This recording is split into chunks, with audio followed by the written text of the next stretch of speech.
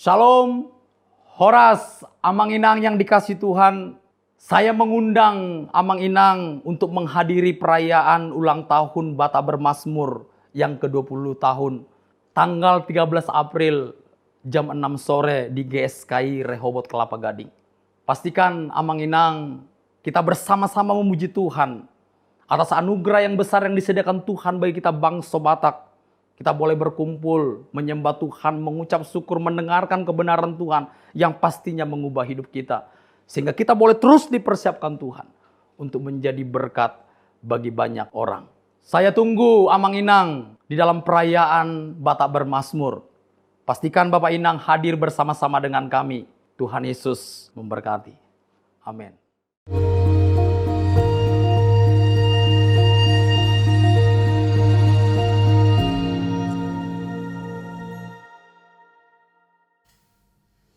Shalom saudara, kembali kita mengikuti Abam, ini masuk episode 576. Dari seorang wanita usia 56 tahun sudah menikah.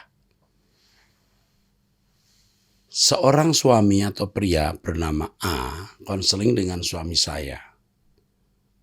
Masuk tahun ke-9 pada tahun 2023 ini. Semua permasalahan dalam rumah tangga pria itu beliau curahkan ke suami saya.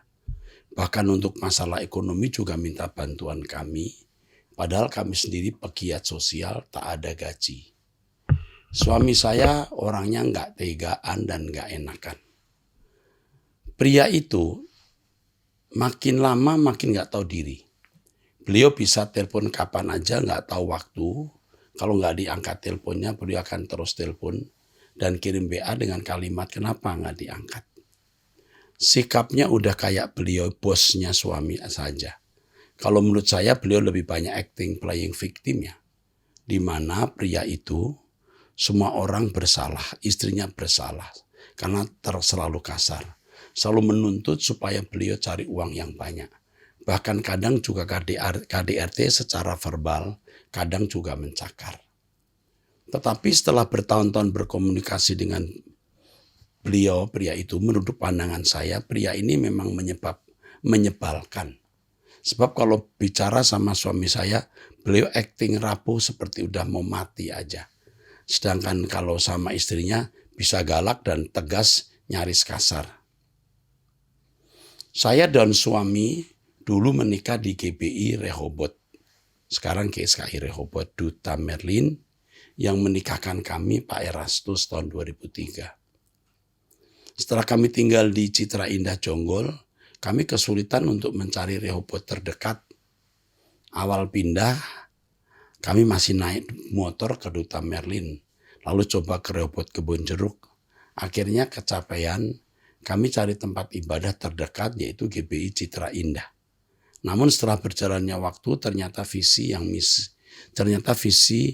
misi yang Tuhan berikan untuk kami, Matius 25, perhatikan orang miskin. Tidak sejalan dengan gereja lain, akhirnya kami keluar dari gereja lain setelah vakum beberapa tahun. Akhirnya ada teman kami ajak masuk satu gereja. Sampai saat ini kami masih di gereja itu. Tahun 2019 kami membentuk satu yayasan atas dorongan dari seorang hamba Tuhan. Pertanyaan saya bagaimana menghadapi pria tadi, sebab sudah sangat keterlaluan perlakuan beliau terhadap suami saya. Yayasan kami,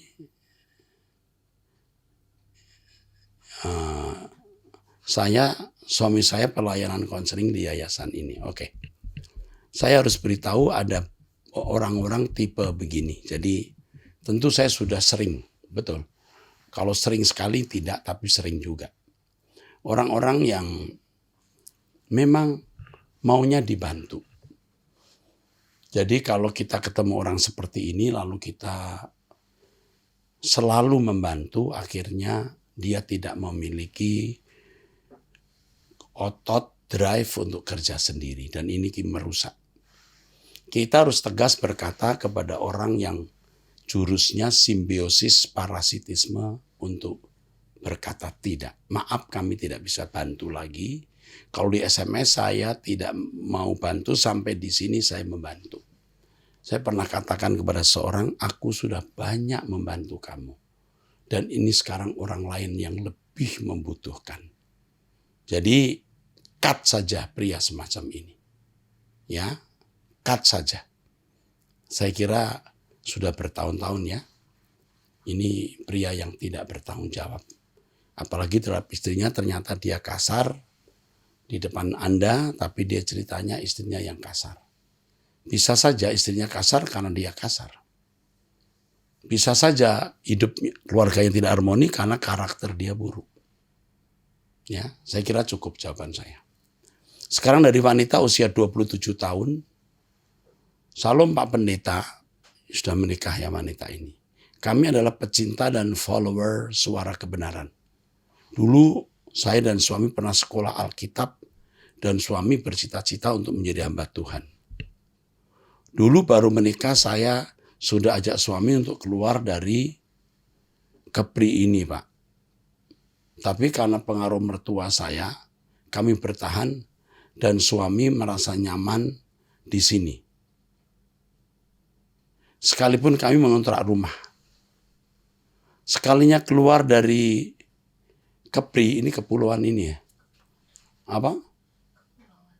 Kepulauan Riau ini ya, Kepri. Ini pun juga karena pengaruh mertua saya, padahal saya kurang suka ke provinsi yang katakan mertua saya itu. Setelah kami jalani, suami pun tidak betah dan minta kembali ke Kepri. Dan kami kembali ke Kepulauan Riau ini. Sekarang suami saya kerja harian di satu PT dan saya ibu rumah tangga. Suami sempat melayani main musik di gereja tempat ibadah kami sekarang. Tapi berimbas kepada Pak Pendetanya, jadi dicuekin oleh gereja kami yang dahulu. Sebab pendeta kami ini sekali seminggu, kalau tidak ada halangan pasti ibadah ke sana juga. Saya juga tidak nyaman baik dari keluarga yang cuek dan tidak ada yang mendukung. Begitu juga dari gereja yang dulu selalu menjelek-jelekan kami. Padahal dulu kami permisi baik-baik dan Bapak Pendeta itu setuju. Tapi makin kesini makin aneh. Sudah 4 tahun berlalu, tapi kami selalu dituduh yang tidak baik. Saya semakin tidak nyaman tinggal di Kepri ini Pak, seolah-olah kami ini adalah penjahat. Sampai mau keluar untuk belanja pun jadi nggak nyaman. Ada teman kami di Sumatera dari tahun 2018 ajak kami untuk ke sana dan sampai sekarang juga masih ajak kami ke sana. Misinya juga untuk pelayanan, sampai sekarang juga masih suka telepon-telepon kami untuk ke sana. Kalau bisa segera dan sediakan rumah untuk tempat tinggal dan kerjasama untuk buka usaha dan pelayanan. Teman kami ini juga pecinta suara kebenaran, tapi suami saya trauma pindah-pindah kota dan masih mempertimbangkan dan takut tidak ada pekerjaan, sementara di satu sisi saya sudah tidak damai lagi di sini. Pikiran dan hati serta mental saya jadi terganggu. Ibadah pun tidak nyaman. Ada GSKI di sini pun.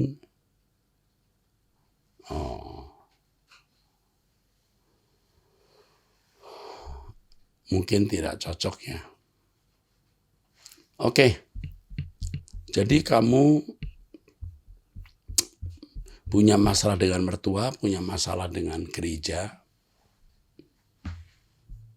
Coba sampai kamu tidak mau, tidak berani keluar rumah. Kamu itu kok jadi kayak orang sakit ya. Umur masih muda 27 tahun. Ada yang salah loh di dalam dirimu. Ada yang salah. Saya beritahu ya, dimanapun kamu tinggal selalu ada masalah. Dimanapun. Di bumi ini dimanapun kamu tinggal tidak ada yang nyaman. Jadi sekarang kalau kamu di Kepri, buatlah dirimu nyaman. Jangan pusing apa pandangan orang, pandangan pendeta, pandangan orang lain. Jangan kamu pusing. Jangan kamu pusing. Tidak perlu kamu memiliki harga diri, nilai diri. Biar kamu dianggap kotoran pun kamu tidak pusing. Yang penting Tuhan tidak memandang kamu seperti kotoran. Jadi yang pertama, terimalah keadaan tidak nyaman sebagai cara Tuhan mendewasakan. Oke. Dua, jangan kita takut dinilai buruk. Ya. Muka badak itu penting untuk konteks keadaanmu seperti ini. Muka badak pun tidak masalah. Jangan pedulikan kata orang. Yang penting kamu berkenan di hadapan Tuhan. Ketiga. Keempat, kamu berdoa minta hikmat Tuhan. Apa kamu mau pindah ke Sumatera atau kemana? Tapi saya ingatkan, kalau nanti kamu ke Sumatera, kamu dengan teman itu membuka pelayanan usaha, nanti kamu bisa berkelahi lagi dengan dia. Nanti kamu lama-lama terkubur di laut. Artinya lama-lama kamu stres, lalu tidak punya arah hidup. Temukan arah hidupmu sekarang di Kepri dalam kondisi yang menurut kamu tidak nyaman. Temukan perhentian di hadirat Tuhan. Apapun keadaanmu. Kalau kamu ikut GSKI mendengar khotbah saya selalu mengajarkan untuk berlabuh, berhenti di hadirat Tuhan. Ya, itu dulu nasihat saya, ikut doa pagi dan mendengarkan khotbah saya. Oke, cukup. Dari pemuda usia 16 tahun. Saya mau bertanya, kenapa dari kecil saya suka dikasih ke orang-orang? Saya mempunyai orang tua tapi mereka malah kasih saya ke orang-orang. Wow. Kamu nanti akan ditelepon orang saya ya nak. Kamu akan ditelepon seorang yang akan mendampingi kamu. Ya, kamu sakit nak. Dikasih ke orang-orang ini mungkin juga ada alasan orang tua. Mungkin orang tua tidak mampu. Daripada orang tua tidak mampu, lalu diberikan ke orang yang mampu menjaga kamu, mencukupi kebutuhan kamu. Ya, atau orang tua sibuk cari uang lalu tidak sanggup menjagai kamu. Tetapi baiklah, masalahnya apa nanti ada konselor yang akan mendampingi kamu. Ya, kamu masih punya Tuhan yang menyayangi kamu, ya, dan memiliki kami juga yang menyayangi kamu. Saya ingatkan kamu ya, orang tua belum tentu bisa mencukupi kebutuhan baik finansial maupun kasih sayang. Dan jangan memandang orang lain pasti tidak seperti orang tua. Belum tentu. Kadang-kadang orang lain juga bisa lebih baik dari orang tua kandung. Ya, saya punya banyak anak-anak ya di STT Ekumene dan saya menyayangi mereka. Serius. Dan di rumah saya juga tinggal anak-anak yang bukan anak kandung. Seperti anak sendiri. Jadi masih ada orang yang bisa menolong kamu. Oke. Selanjutnya dari pria usia 47 tahun. Pertanyaan, saya memiliki 2 nasar. Yang satu telah saya laksanakan sampai detik ini. Yang lain belum saya lakukan karena nasar kedua yang saya infokan ke anak gembala sidang pendeta muda belum dijawab. Apakah saya berdosa dan apakah nasar kedua bisa saya tuangkan dalam bentuk lain? Saya tidak tahu nasar kedua kamu itu apa. Kalau kamu ragu-ragu, kamu tarik saja. Tuhan, aku tarik nasarku ini. Lalu aku bertanya kepadamu apa yang harus kulakukan. Nggak usah pakai nasar. Nasar masih kadang-kadang berangkat dari diri sendiri. Kecuali oleh Roh Kudus yang pimpin. Kita men-skenario diri kita. Ya. Kecuali nasar itu memang ayat Alkitab seperti hidup suci. Melayani Tuhan. Nah, tapi melayani Tuhan pun dalam bentuk apa? Harus tanya Roh Kudus. Oke, kau bertanyalah kepada Roh Kudus apa yang harus kamu lakukan. Apakah memberikan bantuan sosial kepada bencana alam? Yang kedua, yang tempiatu nasi bungkus ke orang-orang pinggir jalan pada malam hari, memberi bantuan kepada saudara, ke saudara istri merupakan bagian dari persepuluhan. Saya sering mengajarkan kalau orang percaya itu harus segenap hidup, jangan pakai prosentase. Lalu bagaimana menyelenggarakan uang atau harta milik Tuhan di tangan kita? Harus di dalam pimpinan Roh Kudus. Jangan perhitungan. Tetapi untuk gereja tetap harus memberi persembahan. Karena gereja membutuhkan dana untuk operasional pelayanan, untuk listrik, untuk kebersihan, untuk kehidupan para pelayannya. Jadi mutlak. Jadi apa yang mesti diberikan ke gereja di mana Anda berbakti, mendapat makanan rohani itu harus Anda berikan. Kecuali Anda tidak punya uang sama sekali. Sedangkan untuk yang lainnya harus dipertanyakan kepada Roh Kudus. Semua harus berjalan menurut Tuhan, menurut pimpinan Roh Kudus. 3. Sebenarnya persepuluhan itu diberikan kemana? Gereja, dalam kurung gereja di mana kita terdaftar, maksudnya sebagai anggota resmi jemaat. Gereja yang memerlukan bantuan, donatur, sebuah pembangunan gereja baru atau apa. Saya sudah jawab tadi ya. Apapun yang kita miliki itu milik Tuhan semua. Jangan kita klaim milik kita. Lalu kita hitung-hitungan per 10-an atau 20-an%. Karena semua milik Tuhan, kita ini not owner, we are not owner but just manager. Kita itu manager, kita cashier. Jadi kita itu ikuti Tuhan, apa yang Tuhan kehendaki. Itu sudah jelas. Untuk gereja pasti harus kita dukung. Orang tua mesti harus kita dukung. Selanjutnya minta pimpinan Roh Kudus. 4. Apakah boleh dan layak kita mendoakan orang yang telah meninggal supaya dosa-dosa semasa hidupnya diampuni? Roh di tempat sebelah kanan Allah Bapa agar ditempatkannya. Di tempat tidak. Mutlak tidak boleh. Mendoakan orang meninggal itu tidak boleh. Karena sia-sia. Bodoh ya. Karena setelah orang meninggal itu keadaan dan nasibnya sudah ditentukan oleh dirinya sendiri pada waktu dia hidup. Jadi tidak ada orang lain yang bisa mengubah nasibnya. Alkitab berkata bahwa setiap orang harus mempertanggungjawabkan kehidupannya sendiri. Jadi bukan orang lain yang harus mempertanggungjawabkan atau membantu, tapi orang itu, individu itu. Berikutnya, apakah berdosa melakukan masturbasi dengan membayangkan atau melihat video call anggota tubuh istri? Itu tidak dewasa, ya. Mestinya tidak demikian. Seks itu bukan sepihak. Seks itu adalah berpartner, ya. Berarti belum dewasa.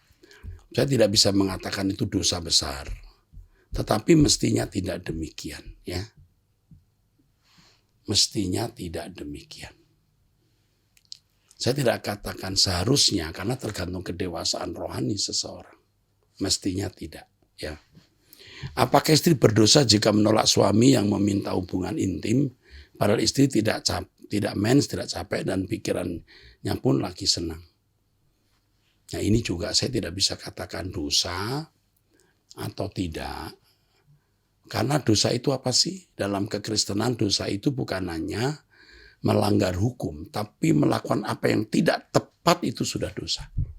Nah apa yang tidak tepat itu untuk setiap orang bisa beda, ya. Tergantung kedewasaan rohani. Kalau istri itu memang belum dewasa, ya bisa dimaklumi, tetapi salah. Salah mestinya melayani suami dengan baik. Tapi tidak bisa kita katakan dosa lalu gara-gara itu masuk neraka. Tidak tepat ya. Kalau terus-menerus begitu bisa jadi dosa memang. Ya, karena akarnya bukan sekedar menolak hubungan. Akarnya memang tidak mau melayani. Dan sikap tidak melayani ini tentu salah atau negatif. Oke, itu jawaban saya. Pertanyaan berikut dari wanita usia 41 tahun sudah menikah.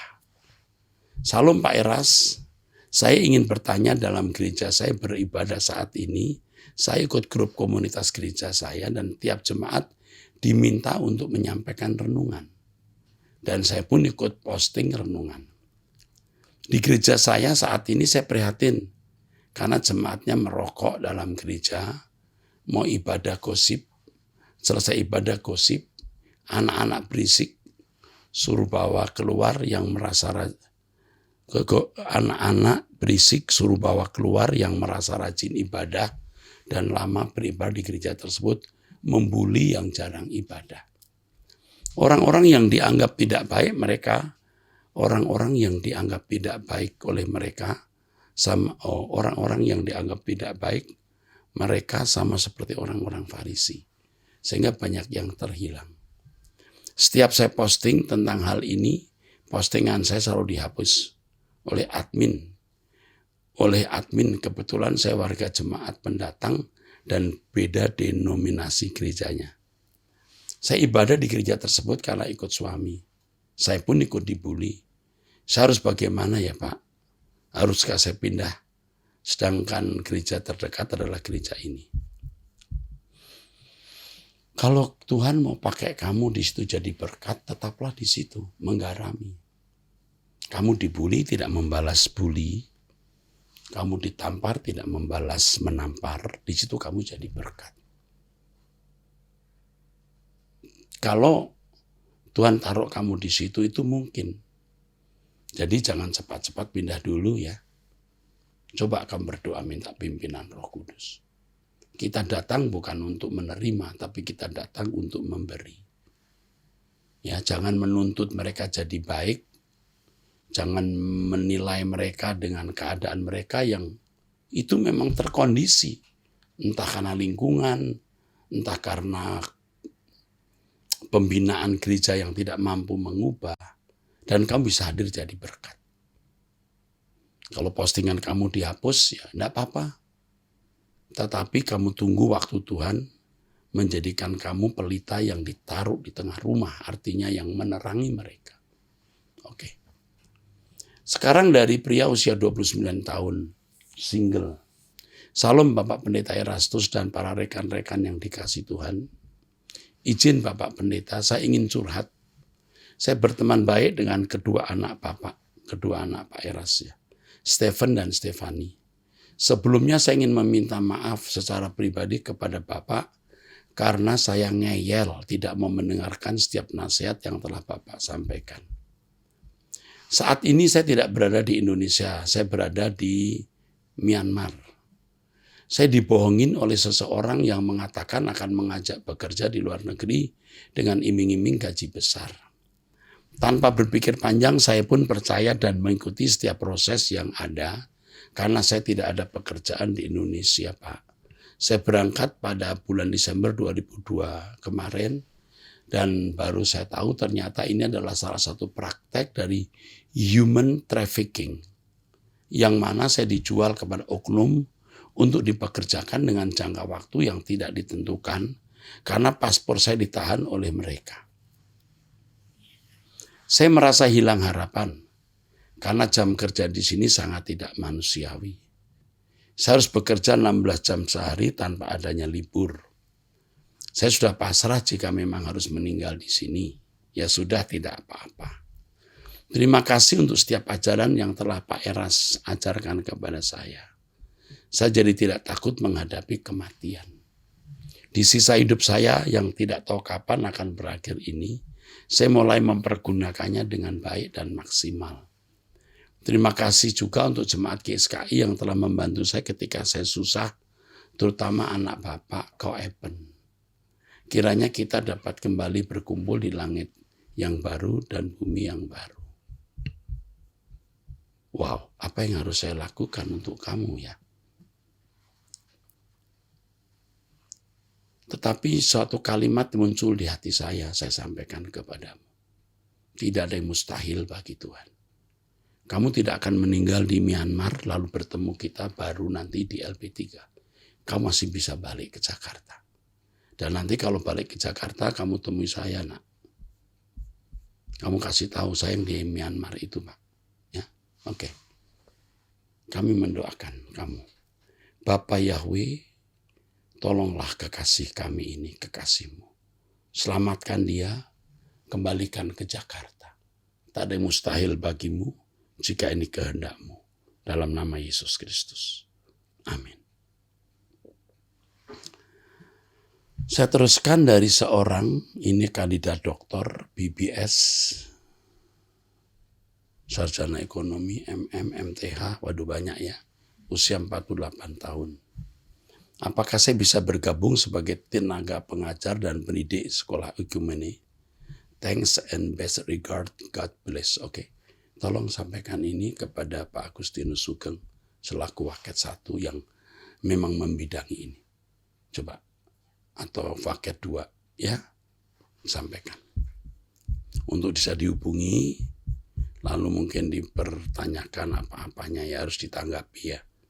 Apakah diterima tidak itu nanti kan urusan belakang, tapi harus ditanggapin. Kita tidak tahu ya seluk-beluknya. Oke.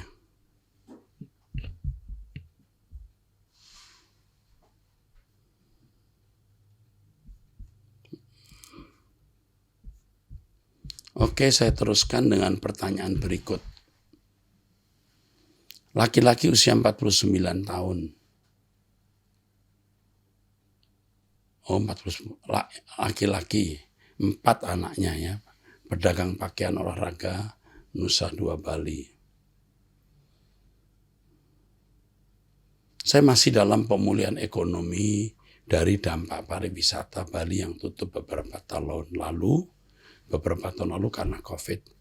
Saat ini saya melihat peluang usaha tato permanen yang cukup bagus karena banyak turis-turis dari luar negeri menyukainya. Pertanyaan saya Pak Pendeta, apakah kalau saya membuka usaha tato ini diperbolehkan? Saya takut kalau apa yang saya lakukan ini kurang tepat atau meleset. Ya. Yang membuat Bapak di surga tidak nyaman. Saya mohon pencerahan Bapak. Saya dan keluarga sempat sangat diberkati dan diubahkan dengan truth. Saya bisa belajar banyak kebenaran yang Bapak sampaikan, ya baik dalam SK Wanita Surgawi, khotbah ibadah minggu, doa pagi. Bapak di surga memberkati kesehatan dan nikmat kepada Bapak supaya semakin banyak orang menerima kebenaran dan diselamatkan. Usaha tato permanen ini memang agak rawan.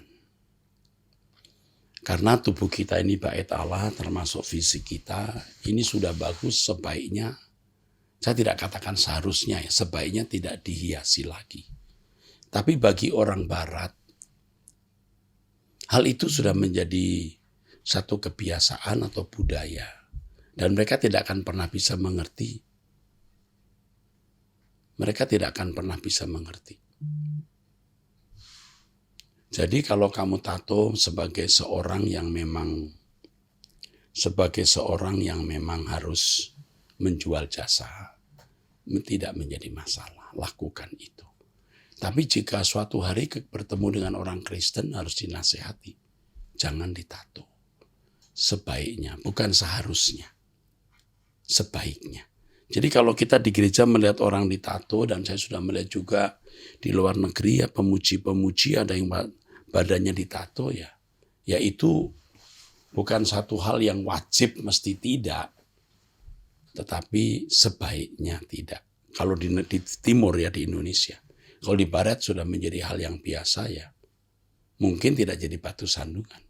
Dianggap itu keindahan atau seni. Jadi sementara saya menjawab, tidak masalah, bukalah usaha itu. Tapi jika saudara satu kali ketemu orang Kristen, nasihatkan, kamu tidak usah ditato. Tapi kalau orang-orang yang memang tidak mengerti hal ini, Anda jual jasa, ya nggak masalah. Ya, oke. Dari wanita usia 45 tahun, suami sudah sering selingkuh, apakah lebih baik saya bercerai? Ini harus dihubungi oleh konselor, ya, nggak bisa dijawab boleh atau tidak, ya, oke.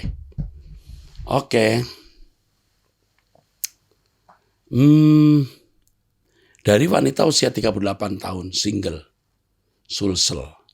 Salam Pak Pendeta dan seluruh tim GSKI dan Truth ID.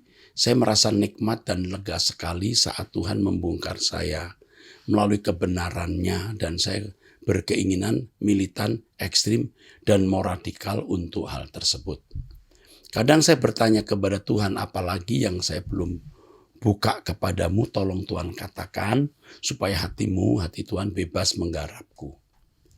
Dalam saat teduh saya di pagi hari, saya selalu membuka renungan dari GSKI Rehoboth, menjadi landasan persekutuan saya dalam mendengarkan firman, dan selalu mengikuti waski serta seminar firman dari GSKI. Saya ingin menjadikan semuanya sebagai peringatan terakhir buat saya di sisa hidup saya. Yang saya mau tanyakan, saya masih kadang bingung untuk merdeka dari diri sendiri, tidak menyembah diri sendiri, masih masih berperang dalam diriku ketika saya mengaku di hadapan Tuhan bahwa saya lemah ketika bergumul tentang pekerjaan. Ketika melihat ijazah tertidur sedih dan sudah mencari namun belum ada. Malu numpang terus dari nafkah orang tua yang sudah pensiun. Kadang timbul di pikiran, Tuhan kalau ini mengalihkanku daripadamu, bagaimana supaya saya tidak menginginkan sebuah pekerjaan. Walaupun saya merindukan sebuah pekerjaan, mengingat keadaan saya. Tapi saya bingung, bukankah ini juga bangun dari tanggung jawab? Ya, bahkan saya pernah dalam doa minta bekerja sebagai sarana pemulihan seperti Petrus yang dipulihkan melalui sebuah tugas baru. Namun buntu ya. Mohon penguatan dan pesan bijak dari Pak Eras. Saya melihat kamu wanita yang diproses Tuhan panjang. Bukan hanya hari ini. Yang kedua, kamu wanita yang memiliki perasaan kesepian. Ya. Tetapi puji Tuhan, kamu ditangkap oleh firman Tuhan. Dan kamu sudah menerima kebenaran, sudah meneguk kebenaran, dan ini sudah mewarnai jiwamu. Ada satu hal yang kamu mungkin tidak sadari, bahwa kalau kamu punya uang, kamu terhormat, kamu menjadi sombong. Jadi bersyukur dengan keadaanmu hari ini. Ya, tidak masalah. Sekarang usaha untuk punya pekerjaan atau pikirkan mendapatkan usaha entah jualan online dan lain-lain. Orang seperti kamu tidak mungkin tidak ditolong Tuhan. Dan kamu berpotensi untuk melayani Tuhan. Kamu pasti punya tempat untuk melayani Tuhan. Kamu jangan pikir 10 langkah, 20 langkah ke depan. Kamu lihat tuh 1-2 langkah ke depan. Atau jangan lihat 10-20 meter. Lihat 1-2 meter. 10 meter ke depan berkabut. Kamu bisa mumet pusing. Kamu lihat 1-2 meter dengan jurus yang penting bisa dilewati. Walaupun kamu hidup masih bergantung ke orang tua. Tapi kalau kelakuanmu tidak mendukakan mereka, kamu menjadi hadiah hari tua mereka. Jadi jangan merasa terlalu bersalah karena memang kamu belum mendapat pekerjaan. Tapi jangan berhenti berusaha dan jangan berhenti berkreasi untuk mendapatkan income. Tuhan pasti buka jalan. Oke, saya kira cukup ini di episode ini. Kita ketemu di episode yang akan datang. Ya, jangan lupa subscribe Turut ID. Kita doa setiap hari jam 5 pagi. Saudara, STT Ekumene sudah membuka mahasiswa baru. Dan Ekumene Christian High School juga menerima siswa baru. Sampai jumpa, Tuhan memberkati.